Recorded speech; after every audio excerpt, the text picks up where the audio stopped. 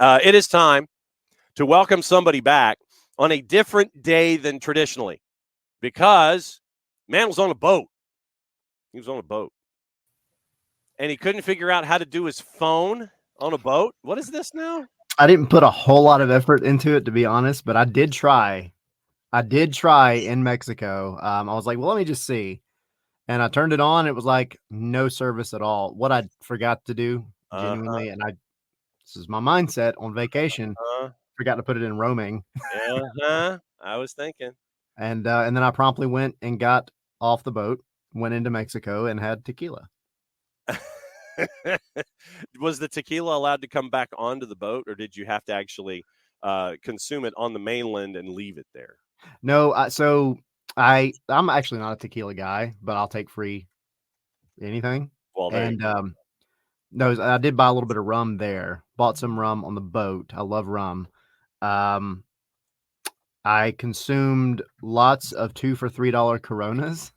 2 for $3. Okay, so yeah. I'm trying to think of where that is budgetarily. Where 2 for $3, so it's a $9 6-pack. That seems a little expensive. Well, it's better than anything you're going to get in a restaurant or on the boat. So I was like, I'm taking advantage while I'm here. And it's not taxed, so you hand them $3 and you have 2 beers. Okay. I was walking around Cozumel, double fisting some Coronas. So how informationally challenged were you when? Because like I said, we got like 2 weeks to catch up on here. How informationally challenged were you on the boat and in Cozumel and not roaming your phone? Pretty immensely, which was partially a conscious decision because when we go on cruises, I kind of want to let the world pass by. I really don't care, but the world is very disrespectful to me, and that it likes to drop stuff when I'm on vacation every single time, every time. And so, as an example, the Boca Negra news happened on Wednesday. That is true. Yes, it did. And when I pulled back into Tampa Friday morning, I finally turned my phone on at breakfast, and it blew up. Yep, and it was like, "Hey, Carlos Boca Negra's gone." I was like, "What?" I have people trying to let me know beforehand, people trying to let me know afterhand, people saying, "Hey, what are we doing with this?" Blah blah blah, and I'm like, "Well, I hope y'all figured it out." I mean, it was a wild time and we actually had news breaking during the show. I know. I was gonna say, honestly, had I been here, it would have been perfect timing. Yeah, you would have been locked in, and we would have been ready to go. Yeah, Mexico would have been a different experience for sure. That is true. And we got the chance to talk to Nico Moreno about it yesterday, and the names that are being bandied about for the front office position, and the 3 that Doug Robertson had come to mind. 3 of them came from the Seattle organization. One who we have discussed might be looking for a new business card, considering alleged background going on at his current gig where he got booted out of his office. Yep. It's like, so new guy comes in. Ooh, I like that office. That's mine now. Yep. Allegedly. And so then you're looking, man, I just wonder if that happened, is he sitting in the table in the snack bar? Is he like is he LinkedIn pulled up? And is he like Higgins in the AFC Richmond offices when they brought in Dr. Sharon and he's trying to find is he in a closet, with he's in the broom closet trying to get work done or something, and like constantly standing at the front of his desk, just waiting for somebody to walk through the door as opposed to actually sitting in his desk. Yes. It's like, there's enough room for the door to open, and the door opens. And Chris Henderson's standing there. Somebody comes in, they've got a question, and then all of a sudden you're just staring at Chris Henderson face to face with a door open in a broom closet. It was Doug had mentioned Chris Henderson and Craig Weibel, and then you move over to the third in that discussion that used to be a part of it, then went to Charlotte, and then is now at a different gig. Would you want to be a part of all of that? So 3 of the 5 that Doug had targeted, which made sense, coming from the Seattle wing of things. Chris Henderson, to me, would seem like the the no-brainer number one name in the barn to take over because of us putting together all of these loose ends as Higgins in Ted Lasso, part Yes. Inter Miami. Initial thoughts now that you've had literally 2 weeks to think about what happened with Carlos, and now the second big opening in the front office now, or off the field now. I think the timing was odd. I think I have a little bit of a conspiracy theory / fan fiction going on with the whole thing. You're writing fanfic now? Well, in my mind, I am. Okay. And it always comes back to Atlanta United somehow. Yes. It just seems like a weird time, right? Like kind of in the middle of the season. His contract didn't run out till later. Why do it now as opposed to just at the end of the season? And it almost feels like to me, and again, prefacing all this by saying this is my fan fiction / conspiracy theory. It just kind of seems like maybe this conversation has been going on for a while, and perhaps Carlos has known about this for a while, and maybe the conversation was, hey, I know you got another year. Let's get to the end of this year, and you have U.S. Soccer moving into town. You're highly regarded at U.S. Soccer. He's had offers elsewhere. I mean, the Rangers thing was kind of a rumor there for a while. So, maybe the idea was always to move on to something else. And originally, maybe the agreement had been, again, channel alert here. This is fan fiction. This is not what happened. I don't have a siren or a separate hallmark station identification. I don't have a hallmark kind of an intro. Yeah. Here on the Tyler Pilgrim fan fiction page. Yeah. So yeah, I got to interrupt and say station identification. Let's pause 10 seconds. But no, so it kind of feels like maybe this was a thing that was happening. And then perhaps some offer came up that he couldn't resist, and he went to Garth and said, hey, I know this was originally the plan, but this may happen. Can I dip out early? And also, Garth, looking at the options that are available, he's got a really good buddy who, as you said, is in the broom closet currently, and they have history, and it just seems like all the pieces kind of fit.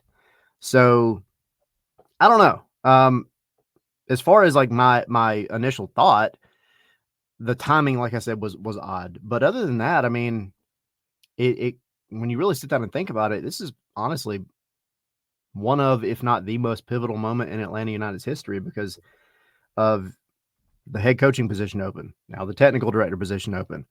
You go back to, when the team was being formed, and it's you have to think, like, as an expansion team at the time, you have more money to play with, you have things going on, and you brought in Darren, who was a guy who had his own strengths, and then you brought in Carlos and Paul McDonough, who I think we have to give a lot of credit to, notwithstanding the things that happened after maybe. Yes. But he helped build the roster with Carlos, and they built a good roster. So that era came and went, unfortunately quicker than most of us would like.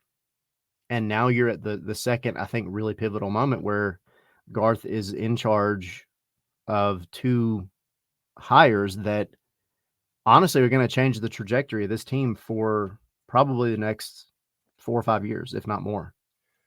And now you are in a situation where it is the run-in. It is a sprint after all of the stuff, all of the gaps, all of the league breaks. Now you've had an international window. You've got another international window before decision day, but you are now in the last run-in, the last sprint, where it is 2 matches in a row at home. It is first one's against a team that is having serious issues putting the ball in the back of the net, as we had Lucas Panzica come on to start things off. And then you end up in the midweek on your next visit.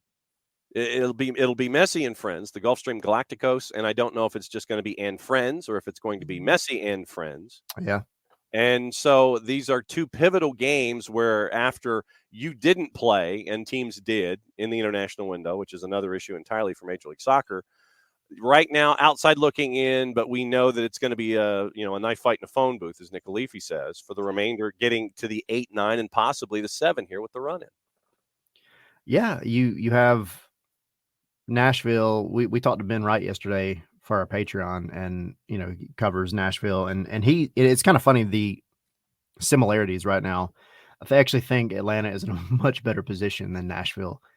The fan base, everybody, like, obviously they have a lot going on because they just brought in BJ, and he's getting things going. Never easy to come in the middle of a season and try to put your stamp on things. So they're kind of caught in that like purgatory between, like, we were playing defensive oriented football that worked really well, and we had a guy that scored goals, and it worked for us because the roster was tailor-made for Gary Smith. And now we don't have either of those because Hani Mukhtar is not really producing like he was, which, I mean, to be fair, he can't do it all by himself.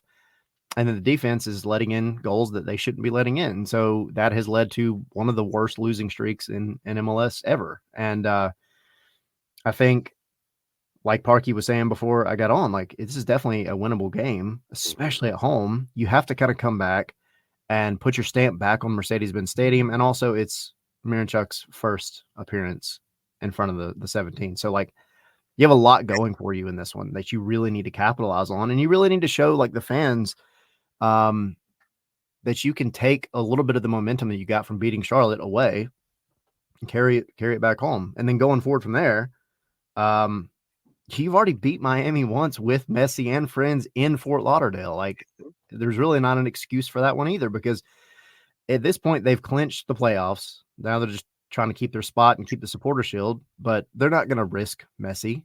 I don't think. I don't feel like he even makes the trip, but regardless of if he does or not, you've already done it one time, and you did it in a pretty good fashion. It wasn't like a fluky win. Like, you really were the better team, and they got one goal because that's what Messi does. Now go do it at home. Mm-hmm. That's 6 points. That should be 6 points in the next 5 days. Yes, 6 points in the next 5 Callahan. days. Sir. Well, yeah, one more time. Callahan. Sir. Yes. So that's the conversation right now with the ownership group and their new head coach. Not having anything to do with a San Francisco police detective or anything like that. That's where we pulled that, by the way. I like that. See, now I'm making myself laugh. I can't do that. I'm intrigued about seeing the continued integration of Alexei Miranchuk. And we saw his imagination out in Los Angeles against LAG. Very, very short sample size, but you kind of got to see where the brain was. And where, as Jason said, he's a 1-2 guy. He's a 1-2 touch guy. It's like bing, bing, bing, and I'm ready for it to come back, instead of taking it, having it on your feet and charging 20 yards and sitting there and saying, okay, what is the world giving to me? It's like, all right, time to move, time to go. Keeping it loose, keeping it light. We got to go. I'm intrigued. I want to see his continued integration into this offense, and how everyone around him, who is also playing for jobs in the gap time here with the remainder of this season, how everyone integrates and plays well with what AM brings in the PM. He's an open space kind of guy, and by open I mean that is a verb, not a noun. He will open space, whether it might not be for him, but it'll be for other guys. I'll go back to that LA Galaxy game. Just, he steps on the field and take away the shot that he had that hit the bar. Yep. But it was the ability to, like you said, he moves quickly, but when he needs to find that pass, when he's getting just absolutely smothered, he has the ability to open space and then make a dime of a pass. And it's different than the way Almada did it. It's different than the way I think anybody we've seen has done it at Atlanta. He can put the ball anywhere, and he made that pass out to I think it was Shande Silva or somebody out on the left, and just that right there, he pulled in guys, 2 or 3 guys, and then chips it over the top of them to the left side of the box, and instantly you have a big chance. you have an opportunity. And it's just little things like that. Like, I just hope that people don't look at him and say, well, he doesn't have the numbers.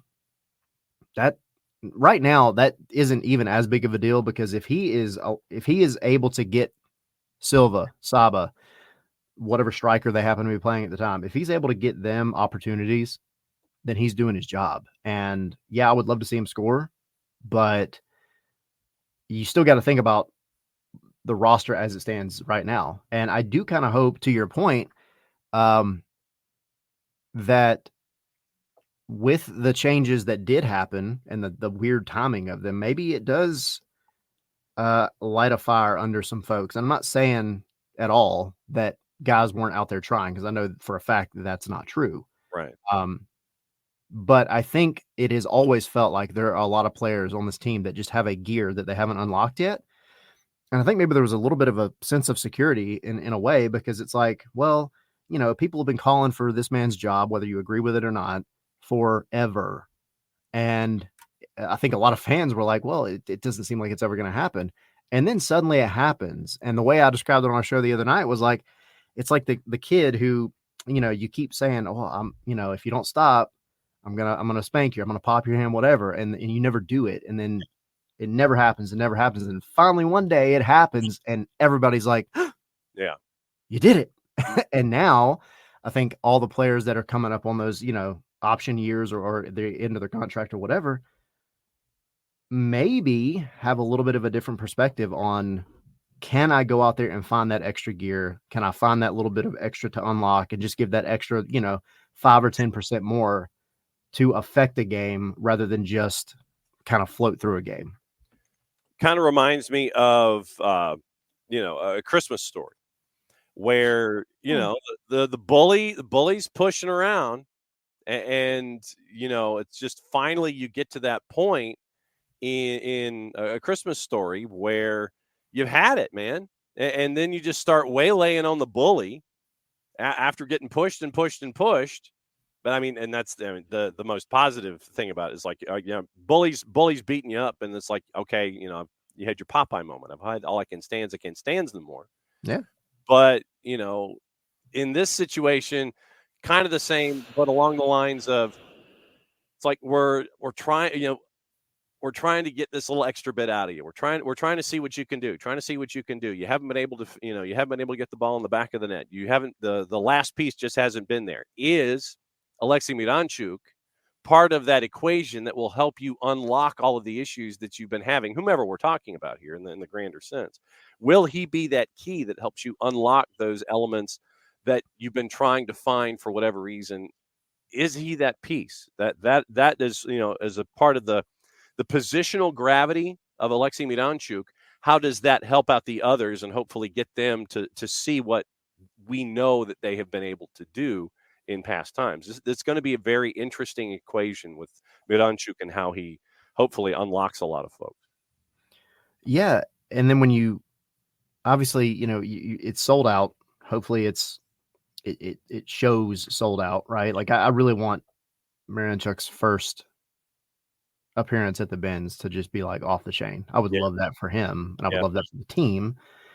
But yeah, I mean, you've got a guy that the team is going to be, whether he got the numbers in terms of goals and assists or not, the team's going to be better when he's on the field. Yeah. Just like the team was better with Almada on the field, despite the fact that he wasn't putting up the numbers this year before he left that he did before.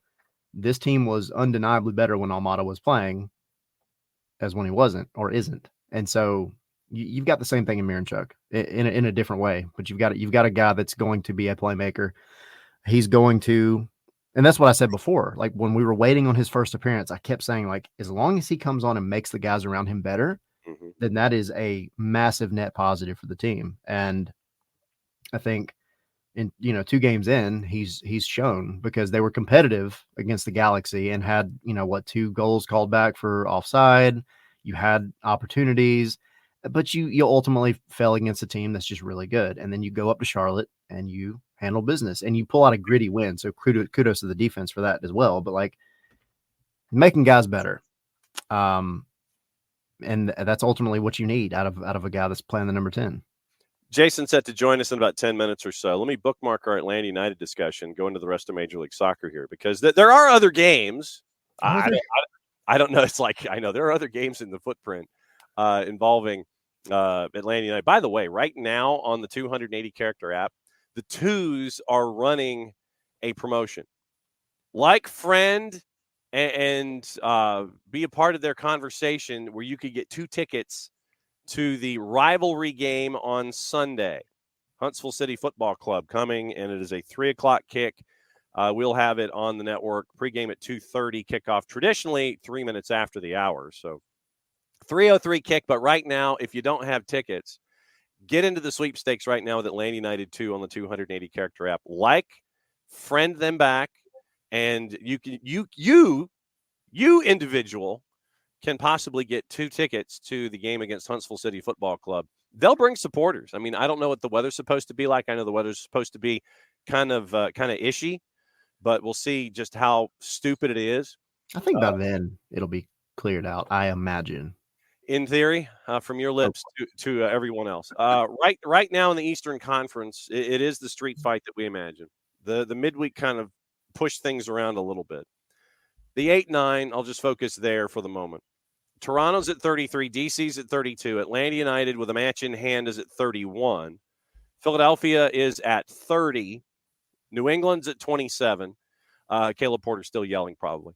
Yep. Montreal is at 27. They have 2 less wins than the Revs. Then Chicago and Nashville both have 6 wins, and they are separated by 2 goals in goal difference at 26 points at 14 and 15. Montreal, by the way, has given up 58 goals. Second, and DC has given up 56. That's a stat that I didn't really know until I just buzzed through it. But Montreal, 27 matches played, 58 goals allowed. When it comes to the rest of the grid this weekend, the games in and around Atlanta United or just other rivalry things that are out there, what else sticks in your brain for this weekend that you're going to be casually keeping an eye on? I think there's no specific game. I think because it's just such a knife fight, like this could all be different in 3 days or a week, you know? But because I'm kind of done with the top, I'm done with Inter Miami and obviously unless Atlanta's playing. But I mean, you've got, let me see, I'm trying to also pull it up. I think anything Philly does is always going to pique my interest because I despise Philly and the fact that they started off so terrible and then now they're right there literally on Atlanta's tails. I think that's one to pay attention to because you also have that coming up as well relatively soon. So I mean that's the biggest one, and then Montreal, because Montreal's coming up soon. Our good buddy is also there as well. I've heard, yes. Yeah, so those, I think that as far as any match that those 2 teams are involved in, as it stands right now on Friday, September. Today's Friday the 13th. Yeah. Holy crap! I just realized. Yeah. Are you a triskaidekaphobiac? No, I'm not, but I do pay a little more attention to it when I see it. So okay. I'm gonna have to make sure there's nothing like above me that could fall. Oh. But no, yeah, Philly and Montreal are just 2 teams that I think as it stands right now, that's the ones I'm going to pay attention to, because if the universe could make something go wrong with Atlanta, those are the 2 teams that are going to do it. Philly is at the Erector set in Fort Lauderdale, taking on the Gulfstream Galacticos, also at 7:40. That one's on season pass. And you mentioned Montreal. Montreal is hosting Charlotte at Stade Saputo. That could be a bit of a wrench in the Erector set for Charlotte going north. And Montreal definitely looking for a result there. Stade Saputo, traditionally a nasty place to play. Yep. It is hell is real this weekend. And it is DC hosting NYC. Messi and friends, and apparently Messi's getting over a cold. So maybe not. Is he not? When is he not? Not that it's really mattered what we've seen from Messi and friends and how well they've done this year in the Eastern Conference. Purple team is hosting New England, which will give Caleb Porter another reason to yell from the stands because he's not going to be on the touchline for that one. Toronto's in a crossover. They've got Austin at BMO, so probably take the over in that matchup. Yeah, It's just look, take the over. I'm not picking a winner. Take the over. Chicago hosting Red Bulls, which is interesting down the line for Atlanta United. Still no Emil Forsberg for Red Bulls in that one. And then you get into the activity out west. Dynamo's hosting RSL. Don't know how much of the RSL folks will be back. All Caps hosting Minnesota. Colorado hosting Portland. You've got El Tráfico. Jason hates that nickname. And Vancouver and San Jose. That is the late game. And then you end up with the one match on Sunday that is part of the discussion, Seattle and Kansas City on the free side of FS1 and Apple TV. So that is the rest of the grid. Jarrett Smith now in. And like I said, traditionally, weekend whip around, Jarrett, we've been discussing Miranchuk, positional gravity. Nashville, we had Lucas Panzica on briefly in hour number 1, where BJ Callahan, I had to say the whole thing. I couldn't just say the first initial, where Callahan is trying to do things a lot differently now with what he wants to do in Nashville. What's on your mind as we get ready for the weekend? Oh my God.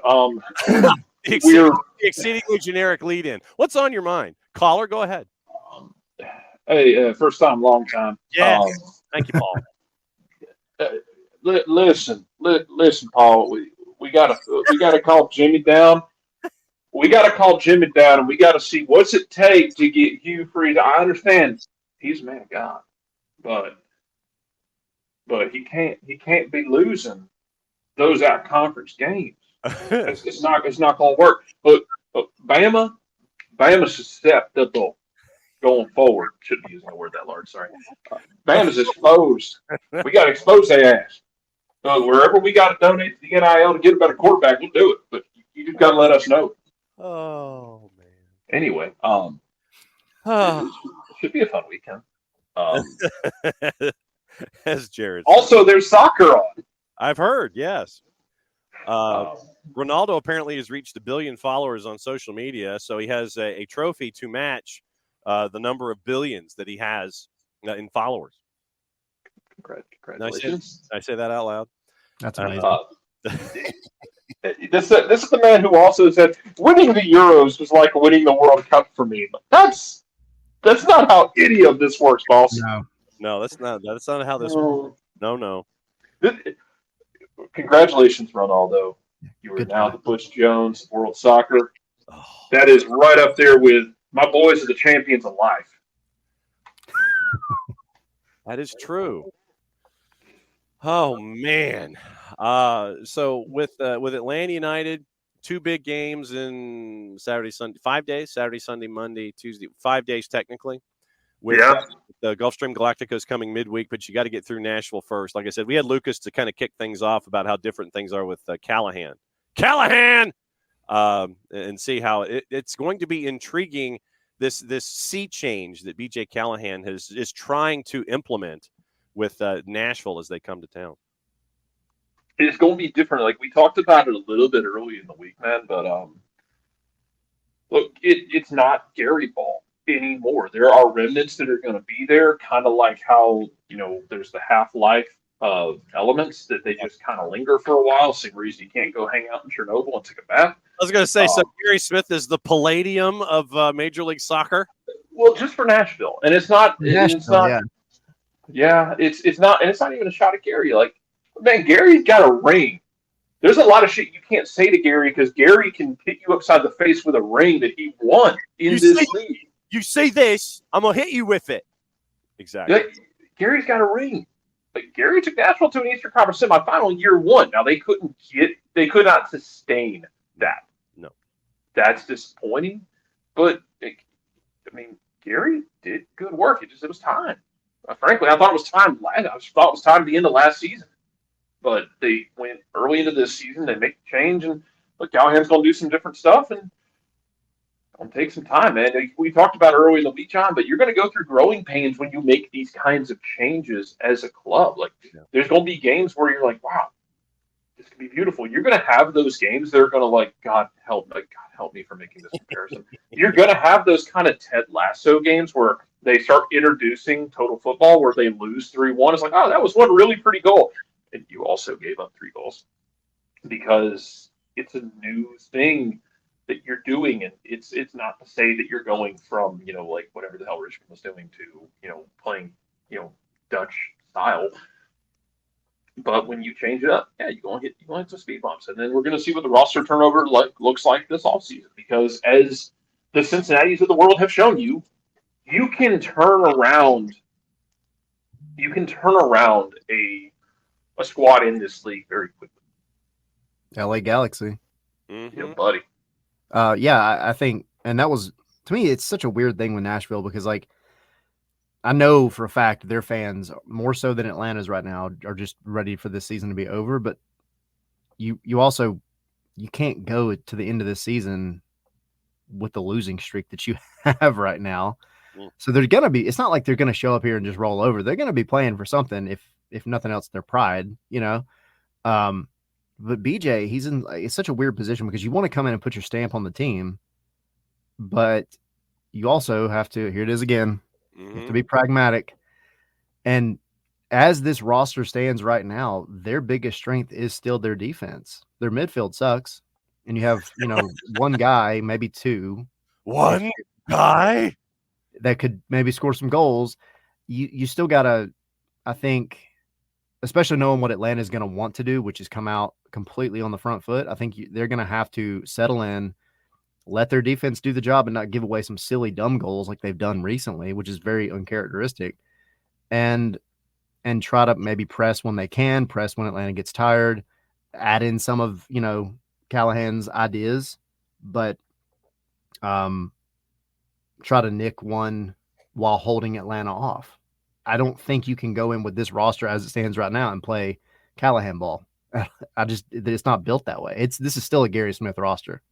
I'm glad you said Callahan ball instead of going. Me too. Considering that you were discussing. We're going to have to put an explicit warning on this show.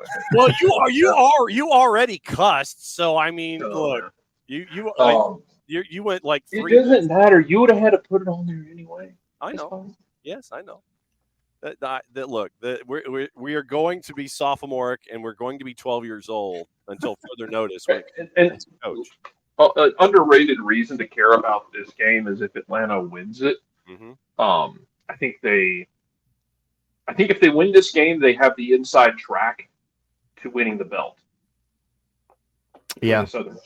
Yes, the Southern Heavyweight Championship. DC has to beat Charlotte in a couple of weeks or something? Yeah. Atlanta would then get to 34 points permitting because remember Toronto's in the take the over game against Austin and DC has their game. So if Atlanta wins, they're at 34. And then they're only 3 points behind Orlando for the 7. So, I mean, you get a run and you also have a game in Orlando coming up. Yeah. So there's a window here where this win can, this win, if you get full points against Nashville, this win gets you closer and closer to the 7. I'm not going to say that you're going to be the 8 or the 9, considering what we have with Toronto and what we have with DC this weekend playing NYC. But if things fall, then you're chasing the 7, and it gets you out of that play-in round. So, I mean, there's a couple of different levels that you can look at here with this game and its levels of importance going forward here. And John, can I throw something else at you about this? Oh, sure. Because you're talking about, you got the 7 coming up. Mm-hmm. Like you could get that. Let me tell you about how Charlotte hasn't won a match since July 13th. Yeah. You had I think you had spot shadowed Charlotte. Say that 10 times fast. But Spot shadowed Charlotte? Yeah, but Charlotte anyway is at 38. And so and NYC frankly is at 39. So I mean just the catalyst of this weekend is huge. And none of this is to say that Atlanta's going to jump and catch everybody and catch fire and do all that. None of it is saying that specifically, but you have all it takes is, because the way the schedule compresses, all it takes is a bad week from somebody, and they're either up in the fray, or if they're out of the fray, all it takes is a bad week from somebody, and they get pulled back into this gaggle of chaos real damn quick. Jason, Jarrett is referring to the Eastern Conference as a possible gaggle of chaos. Jarrett sounds like he is broadcasting from the gaggle of chaos cave. The hashtag, If possible. The hashtag gaggle of somewhere chaos. around Toronto as we speak. I can think of a few other places it might be. Woo. So, Jason, let me ask you, since you've spent a great deal of time at the Children's Healthcare of Atlanta training ground this week, what has the vibe been like getting ready for this rivalry game with Nashville? Like I said, we had Lucas on to kick off the show. It made sense to obviously have you on here, as we always do. What's the vibe been like getting ready for a rivalry? It's been the same as it has been all season. I think, there are, I don't know if it's just guessing games about where the squad is mentally and where the vibe is throughout the year. Whether they've been winning or losing, they've honestly stayed very level-headed. And I think that's down to guys like Brad Kazan, guys like Brooks Lynn, guys like Dax McCarty, veterans in the league who've been through these moments. And it's the best way to be. I think all of them in various ways have said that you don't want to get too high after a win, like the win in Charlotte. You don't want to get too low after a loss, like the one in Los Angeles. You want to try to find that middle ground consistently. You want to push that level up higher as you go, but you can't have these wild emotional swings up and down. And I think this club has honestly avoided that. That hasn't been the issue in terms of their results. It hasn't been that they've been too down or they've been overconfident on either side of it. They've stayed really in the moment, I think. I think they've been really good about that. This is a big game. It'd be a big game if it was anybody other than Nashville. It's a big game, maybe a little extra because it's Nashville.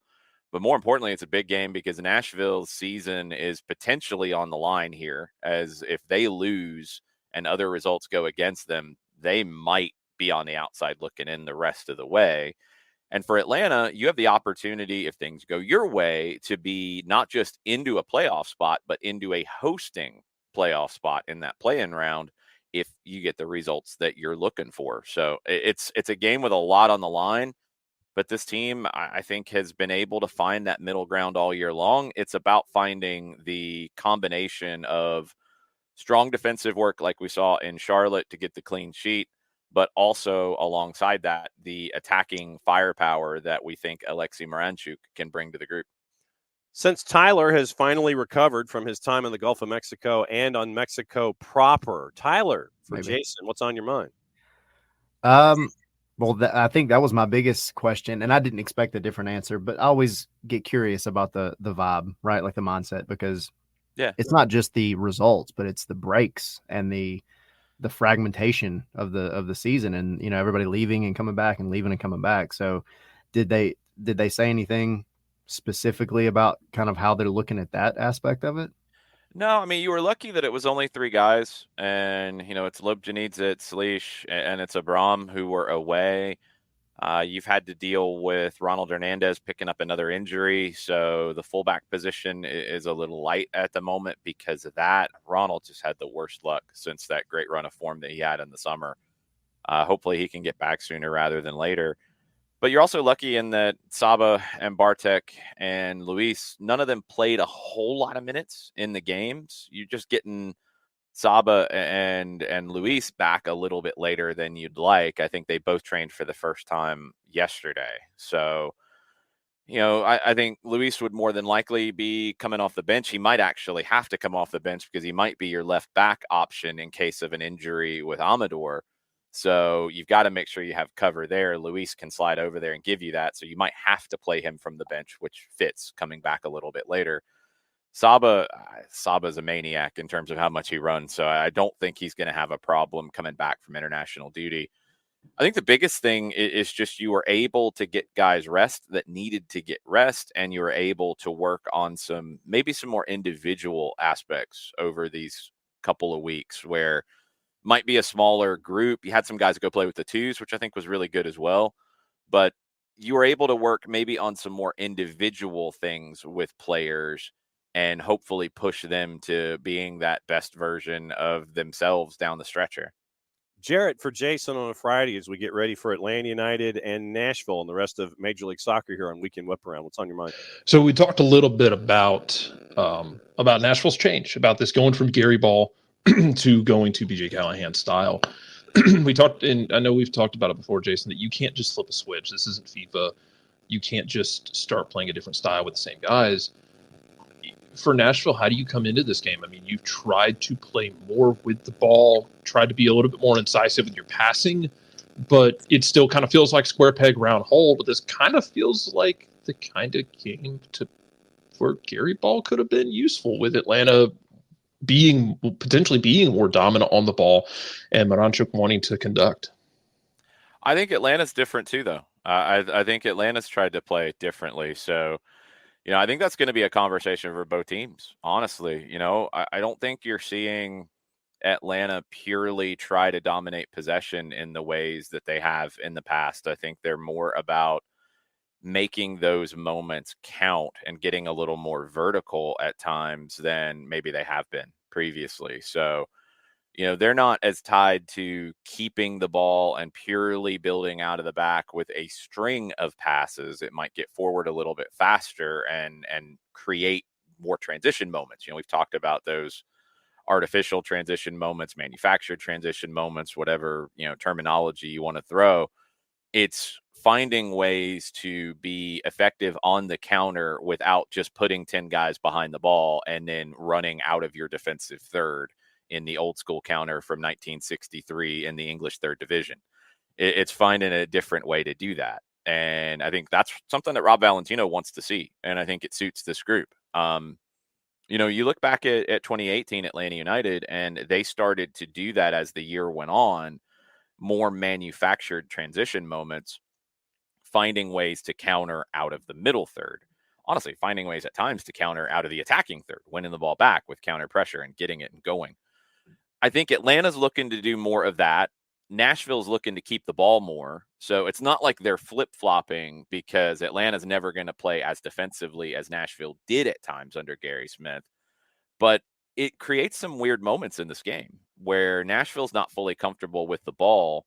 Atlanta can turn them over and get forward quickly, which kind of suits what Rob Valentino wants his team to do. So that chess match element to it is going to be fascinating. Honestly, I think Nashville, far more than Atlanta, is looking ahead to the future and building for the long term. Whereas I think Atlanta, and look, it's the difference in the situation for the coaches. BJ Callahan's there long term. Rob Valentino's an interim trying to win the job. So, Atlanta wants to get into the playoffs however they get there. Nashville wants to create a new style of play. And if that results in some mistakes and things along the way, I think they're more willing to take that. So keep that element in the back of your mind as you watch this play out on Saturday. So then for Nashville, in this transitional time for them as they're trying to understand what BJ Callahan wants them to do, who are you concerned about other than the big names? It's the big names. Is it just the big names? Yeah, I mean, it's the big names. Like, transitioning a style of play doesn't magically make a player more dangerous in that, in general. Like, of course, you can get more out of certain players, and then the flip side is also true. You can get some players who don't fit that new style of play. That's Hani Mukhtar. I mean, look, it's Mukhtar. It's Surridge in the 18. He's been all over the place since he joined Nashville. I still feel like that signing was not where they needed to go at the time that they did it, and they haven't gotten the return that they expected. But Mukhtar can still take over a game. Mukhtar can still, wreck your day in those transition moments that Nashville can thrive in. So you have to be concerned with him. You also have to be concerned with him testing the laws of gravity at times and not losing your mind when he decides to throw himself to the ground and see what happens, because he's very good at that. And you have to manage those moments. Look, there is an element to that as well, managing those moments with the referee crew, seeing how the game's going to be called. Don't give him those opportunities to try to imitate Superman and see if he comes to the ground, and he does, and then gets a penalty. You have to be careful with those situations. So bottle him up. And I talked about it on Countdown to Kickoff. When Nashville does find those moments in transition, don't be afraid to foul somebody in the middle third. That's something I've wanted to see more out of this group at times, and they need to break up the play more in those moments, especially against a guy like Hani Mukhtar. Tyler, for Jason on Weekend Whip Around, what else is on your mind? Well, adding on to that, I think the one that's surprisingly been, I think, above his years in that aspect, mature, is Jay Fortune. I know everybody's had a lot of great things to say about Jay, not just because of what happened, but I mean he's been really good this year. So that was my Jay Fortune advertisement for the day. But so we had Neil Sika on the show the other day, and this is the first time I've heard this. Keep in mind, I was in the Caribbean and wasn't paying attention to anything, but I just need to know. It's kind of a question for everybody. Can we get the nickname for Saba and Miranchuk going? The Black Sea Brothers? That might work. That might work. I got to give credit to Neil for it. Okay. But he said it the other day, and I was like, that works, actually. I don't hate that. I don't hate that at all. Let's see if those two can find the combinations on the field. And I think that's the key to that getting over is finding that. I'll share a little story from my conversation with Rob Valentino as we were getting ready for the game this weekend. And it's a very intelligent thing. You know, look, Alexei Miranchuk is such a smart player and such a different kind of number 10 than we're accustomed to here in Atlanta. And that was something that I asked a lot of guys about this week, just in terms of in the past, with whether it's Miguel Almiron, whether it's Pity Martinez, whether it's Thiago Almada, those are dribbling 10s. They are dangerous on the dribble, and you want to give them the ball and then give them space. Miranchuk is the opposite. He can dribble, and I think he will as he gets more comfortable here in the way that this team plays. But he also wants to combine. So you need to play to him and then be ready for the ball to come right back to you. You need to come to him, not run away from him. So that takes a minute. Look, that just takes time. Saba, I think, will thrive with that. I think Brooks Lennon will as well. I think that side of the field will absolutely thrive with this.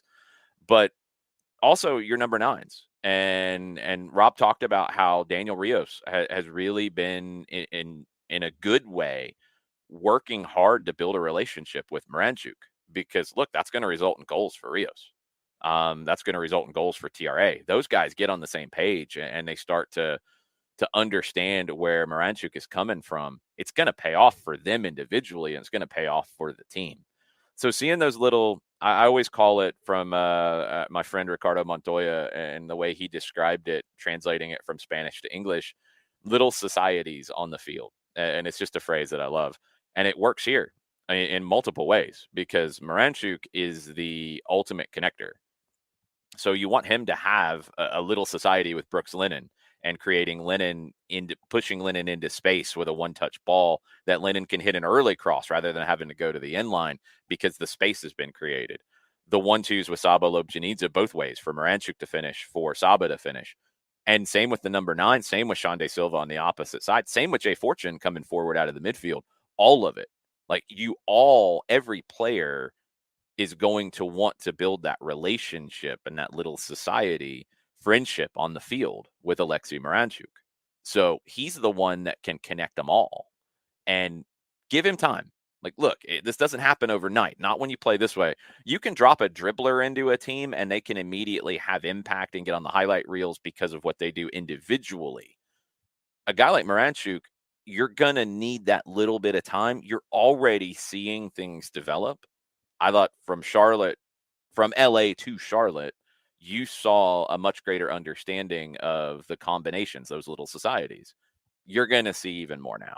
So just hearing like something like Rios is being really intelligent and smart in the moment of, hey, I need to be close with this guy. Like literally on the field, I need to be close with him to play with him, but I need to know how he ticks. I need to know how he thinks. I need to, be friends with him. Like that's going to help everything. And when you start to get to that level of understanding, team's going to pay off and team's going to benefit for it. Jarrett, for Jason, go. Yeah.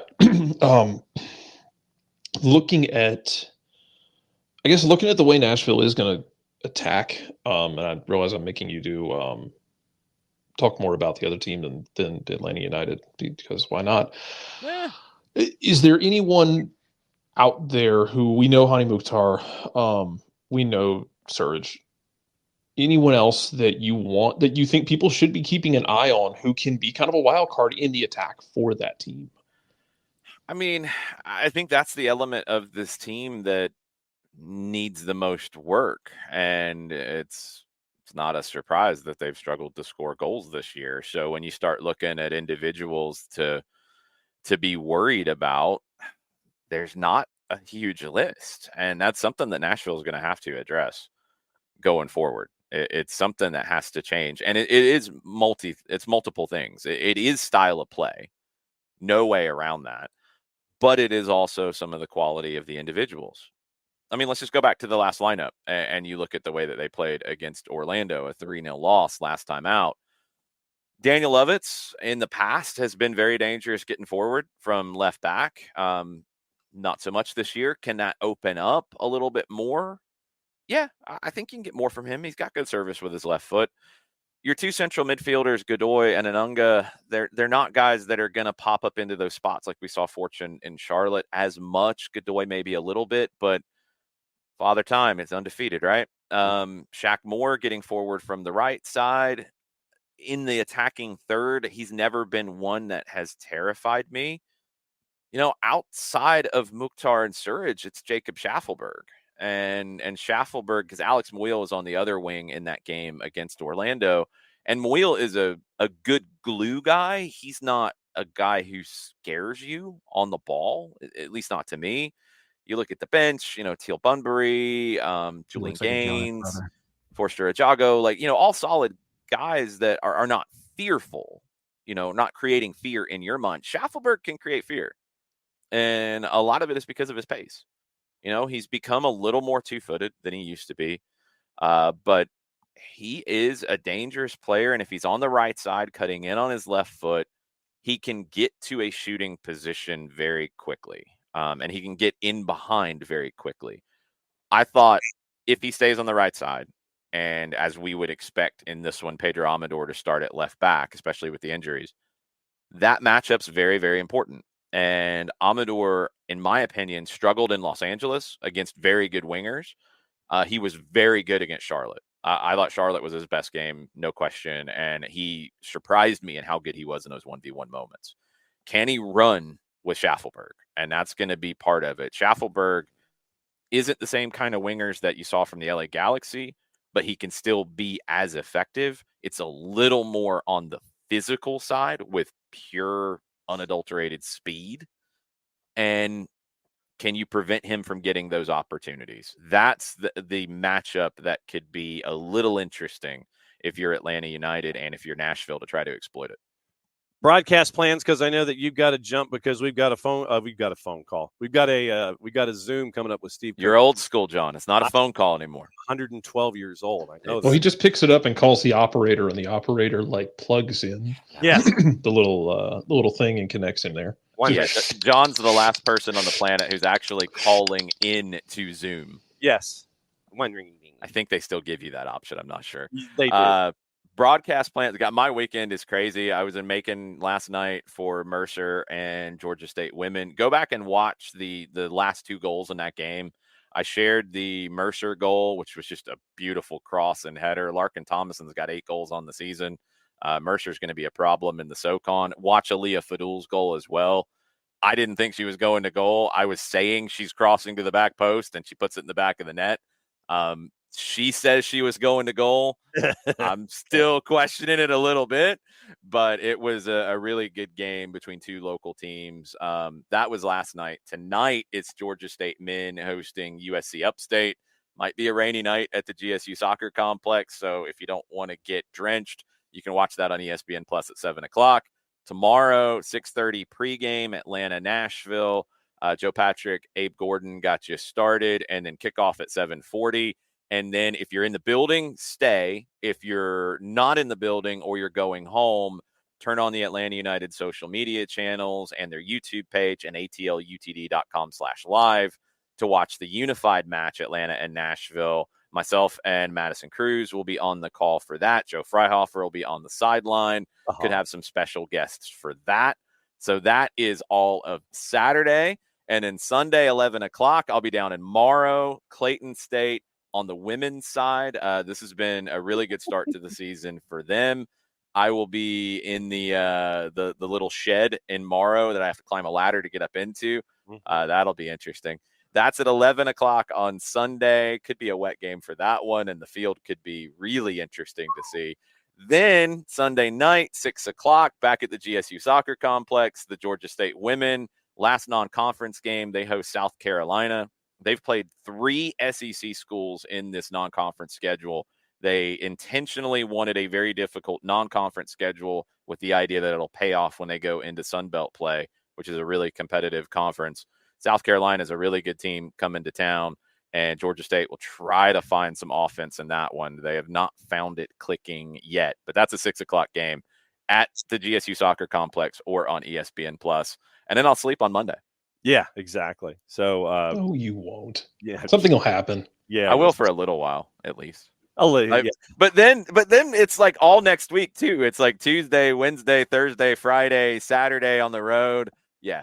Yeah, it's going to be busy. Yes, it is. Home game on Wednesday, everything leading into that, and then at Red Bulls next weekend. So, yeah, you won't be busy at all. Plus, and I've got college games Tuesday, Thursday, Friday. Yes, so you won't be busy at all. Nah.